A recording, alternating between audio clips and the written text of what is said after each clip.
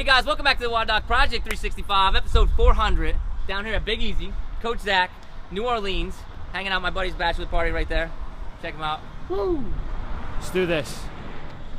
Anyway, we're down here and we started doing a little bit of mobility work and talking to Coach Zach. One of the things that he really likes to work on down here is the crab walk. So he's going to coach me through the crab walk. We're going to talk about some common things that we see, some common faults that you guys might do, some ways that we could progress it and regress it. So peel back and progress it, all right?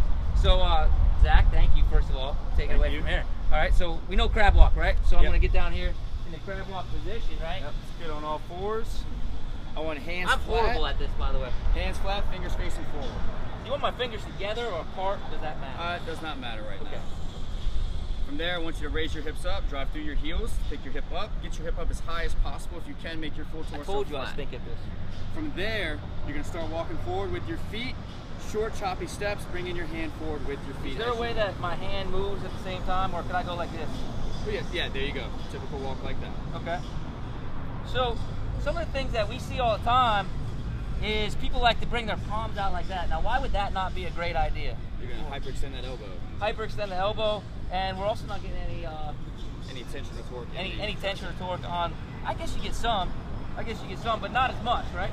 Not as much. Wow, that shit is hot. Ooh, yeah. Louisiana sun is Welcome hot. to the south. Right?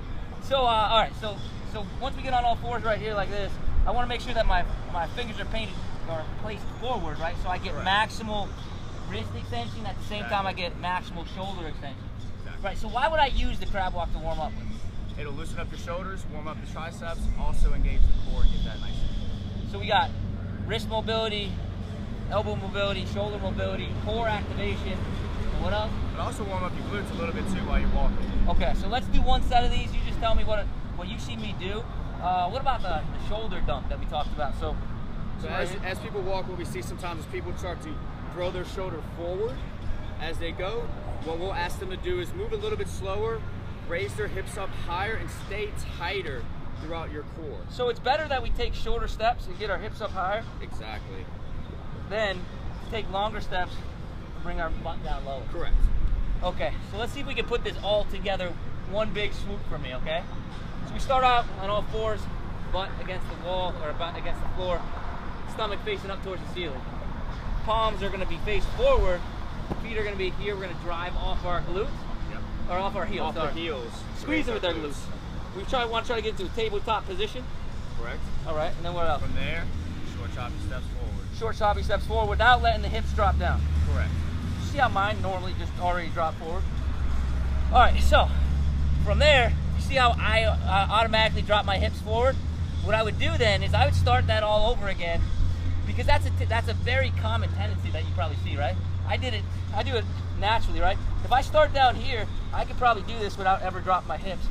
If I get up to here, I naturally start to want to drop my hips just a little bit lower. So would you suggest to start at the bottom, like closer to the bottom so I can move? Would you say just really drive up through?